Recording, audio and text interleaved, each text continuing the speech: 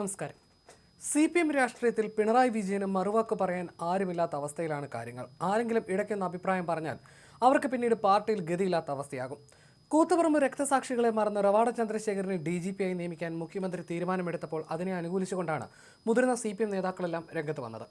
ഇക്കൂട്ടത്തിൽ വിഭിന്നമായ സ്വരമുയർത്തിയത് P ജയരാജൻ മാത്രമായിരുന്നു. എന്നാൽ കളം ശരിയല്ലെന്ന് മനസ്സിലാക്കി P ജയരാജനും ഈ വിഷയത്തിൽ നിന്ന് പിൻവലിയുകയാണ് ചെയ്യുന്നത്.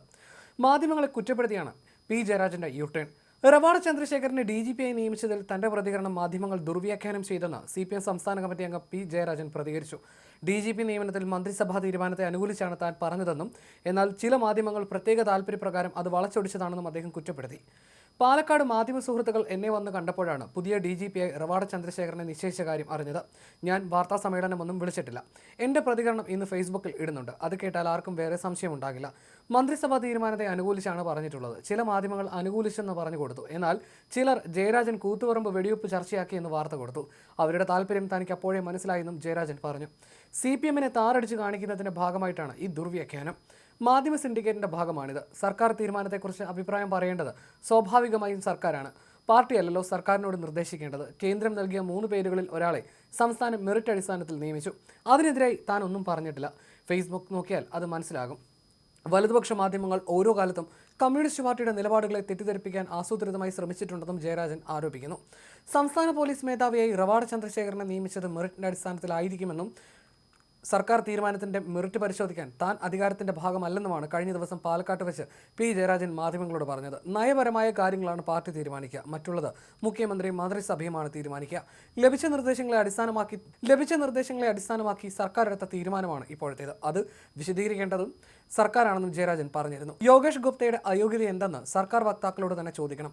റവാഡ ചന്ദ്രശേഖർ ചുമതലയേറ്റ ശേഷം എടുക്കുന്ന നടപടികളെക്കുറിച്ച് പറയാനുണ്ടെങ്കിൽ അപ്പോൾ പറയാം.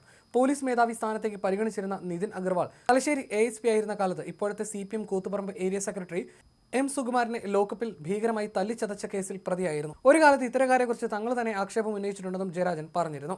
കൂത്തുപറമ്പ് വിഷയത്തിൽ CPMുമായി നേരിട്ട് ഏറ്റുമുട്ടേണ്ടി വന്ന ഉദ്യോഗസ്ഥനാണ് റവാഡ ചന്ദ്രശേഖർ. കാലങ്ങൾക്ക് ശേഷം CPM സർക്കാരിന്റെ കാലത്ത് തന്നെ പോലീസ് മേധാവി സ്ഥാനത്തേക്ക് വരുന്നു എന്നത് കൗതുകകരമായ കാര്യമാണ്. റവാഡയോട് CPMന് അനിഷ്ടമില്ല എന്ന ഒരു പ്രഖ്യാപനം കൂടിയാണ് നിയമനം വിലയിരുത്തപ്പെടുന്നത്. കൂത്തുപറമ്പ് വെടിവെപ്പിലെ പ്രതിയായിരുന്നുവെന്ന് P ജയരാജൻ പറഞ്ഞപ്പോൾ അതൊക്കെ കഴിഞ്ഞ കാര്യങ്ങളല്ലേ എന്നായിരുന്നു പാർട്ടി സെക്രട്ടറി MV ഗോവിന്ദന്റെയും P ജയരാജന്റെയും പ്രതികരണം. കൂത്തുപറമ്പ് വെടിവെപ്പ് പാർട്ടി പ്രവർത്തകർക്കിടയിൽ വൈകാരികമായ വിഷയമാണ്. അതുകൊണ്ട് തന്നെ നിയമനം സംബന്ധിച്ച CPMന്റെ സൈബർ അണികൾക്കിടയിൽ അമർഷം ഉണ്ടാകുന്നുണ്ട്. കേരള DGP സ്ഥാനത്തേക്ക് UPSC നൽകിയ 3 പേരുടെ ചുരുക്കപ്പട്ടികയിൽ നിന്നാണ് മന്ത്രിസഭാ യോഗം റവാഡ ചന്ദ്രശേഖരനെ നിയമിക്കാൻ തീരുമാനിച്ചത്. സംസ്ഥാനത്തെ ഏറ്റവും സീനിയർ IPS ഓഫീസറായിരുന്ന നിതിൻ അഗർവാൾ, സംസ്ഥാന ഫയർഫോഴ്സ് മേധാവി യോഗേഷ് ഗുപ്ത എന്നിവരായിരുന്നു പരിഗണന പട്ടികയിലെ മറ്റ് 2 പേർ.